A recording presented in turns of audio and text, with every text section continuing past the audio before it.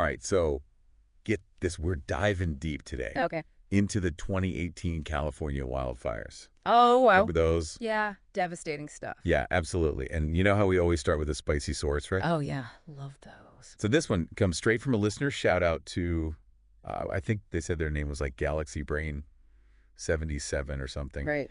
They sent us this YouTube video. Mm-hmm. The title is A Doozy. Are you ready for this? Hit me.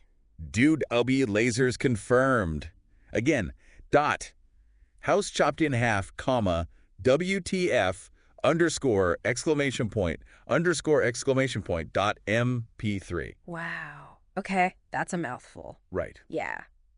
And definitely piques the curiosity. For sure. So basically, the video claims to have photographic evidence that, like, challenges the official explanations for the fires. Right. And they're not subtle about it either. They straight up call them lies. Yeah. And they point to all this, like, irregular and unpredictable fire behavior that they say just can't be explained by natural causes. Interesting. So what kind of evidence are we talking about here? Well, they focus on this one photo from a fire near Redding, California. Okay.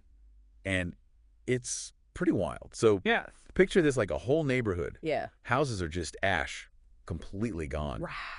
But get this. The trees and bushes around them are practically untouched. Huh.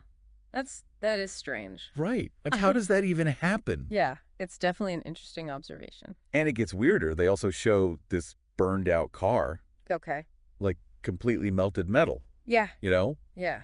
But again, the vegetation right next to it is totally fine, So, like, the fire just skipped right over it? basically. Yeah. And they also make a big deal about how the destruction is like uniform Okay. across all these different houses, even though they were built differently and had different stuff inside. Huh. They present that as super suspicious. I mean, I can see why that would raise some eyebrows. Totally right. It's definitely visually striking. Yeah. And it does make you wonder. But this is where things get tricky, Okay. because you have to remember fire behavior is incredibly complex. Right. It's not always so straightforward. No, not at all. It's like this giant domino effect Okay. with wind terrain building materials all playing a role. Yeah. So a photo might look like it's telling one story, but there could be a whole lot more going on. Exactly. Yep. It's like trying to understand a whole symphony just by listening to one note. That's a great analogy. Right, so let's break it down. Okay. Wind, for example, can create these tunnels of intense heat, Yeah. focusing the fire's energy on certain structures while leaving others like untouched. So kind of like how a magnifying glass can focus sunlight to burn a specific point. Exactly. And then building materials, some are way more flammable than others. Right, like a wooden house versus a concrete one. Yeah, they'll burn completely differently even in the same firestorm. So that photo of the car next to the untouched plants, Huh. maybe the wind was just pushing the flames in a specific direction. Yeah. Or maybe the car itself was just super flammable.